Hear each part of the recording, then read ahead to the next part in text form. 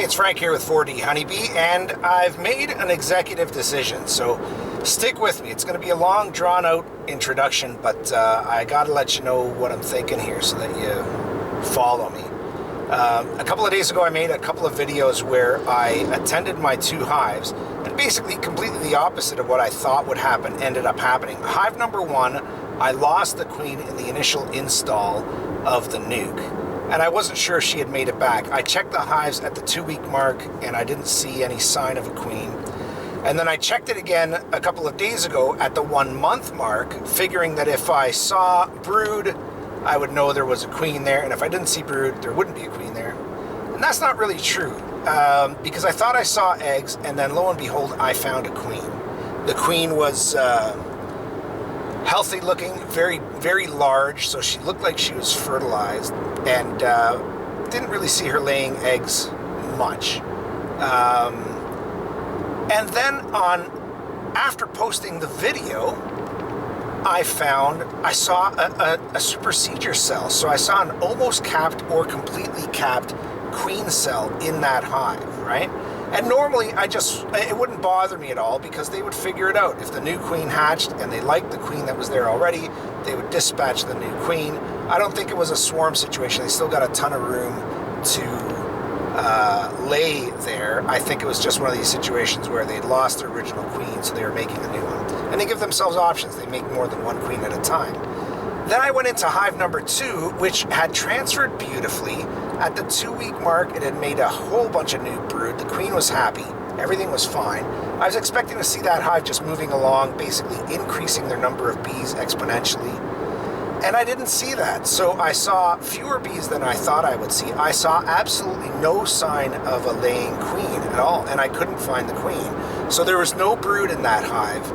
And if I had known that if I had seen that queen cell from the other hive, I would have moved it into hive number 2. So you follow me? I would have taken the queen cell from hive number 1 and moved it to hive number 2. So that's what I'm going to do today. I'm going to start off with a very careful inspection of hive number 2 to look for a queen, look for eggs, look for any sign of a queen. If I don't find such, I will go back to hive number 1, hope that they haven't dispatched or hatched that queen yet, that queen cell that I saw there on the video, and I'll take that frame and move it into hive number 2. So again, some people suggested, and they are rightly suggesting, that I could have taken that queen cell and I could still, if I wanted to, make another nuke out of it, so make another hive out of it, split the hive, but I don't want to do that yet. I just don't feel that there are enough bees to take any resources out of that number 1 hive yet. So in essence, I am taking that just the cell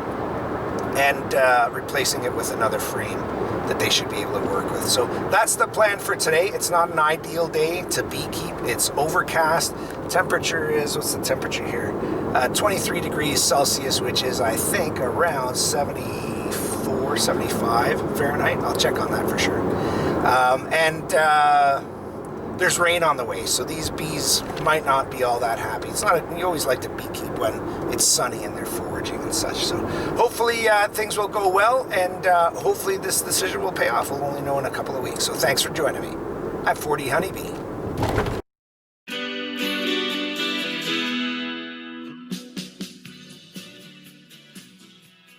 Okay, so I've arrived at the bee yard, and look at what I'm up against now. It's a pretty steady rainfall that's happened now. And I mentioned that, conditions weren't the best to begin with, because it was overcast and a touch on the cool side. And now, with the rain, that's pretty much where I draw the line. I don't want to open hives when it's raining. That is not good for the bees, and they don't like it. So, and I think what we're going to see here is that there's very little to no foraging going on.